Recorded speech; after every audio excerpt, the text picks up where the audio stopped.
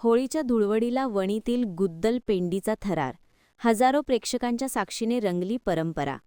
वणी येथे होळीच्या धुळवडीच्या दिवशी पारंपरिक गुद्दल पेंडी खेळाचा थरार अनुभवायला मिळाला. शहरातील यात्रा मैदानावर हजारो प्रेक्षकांच्या उपस्थितीत हा आगळा वेगळा खेळ रंगला. ढोल ताशांचा गजर, जल्लोष आणि उत्साहामुळे संपूर्ण परिसर भारावून गेला होता. वणीच्या दक्षिण दिशेला असलेल्या प्राचीन रंगनाथ स्वामी मंदिर समोरील मैदानात खेळाची विशेष तयारी करण्यात आली होती. सुमारे 30 ते 40 फुटांच्या अंतरावर 2 खांब रोवून त्यामध्ये नाडा म्हणजे दोरी बांधण्यात आला. संध्याकाळी अंधार पडताच गुद्दल पेंडीला सुरुवात झाली. खेळाची पद्धत वैशिष्ट्यपूर्ण आहे.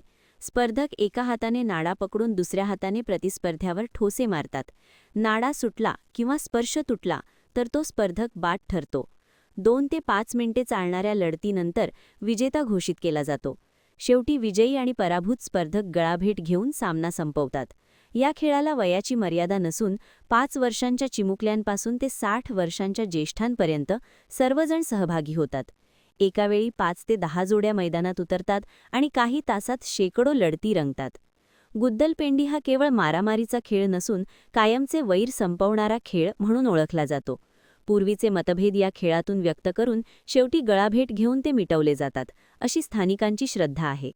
धुळवडीच्या सकाळी नाड्याची पूजा करून शहरातून ढोल ताशांच्या गजरात मिरवणूक काढण्यात येते. तलवारबाजी, लाठीकाठी यांसारख्या पारंपरिक खेळांचाही त्यात समावेश असतो.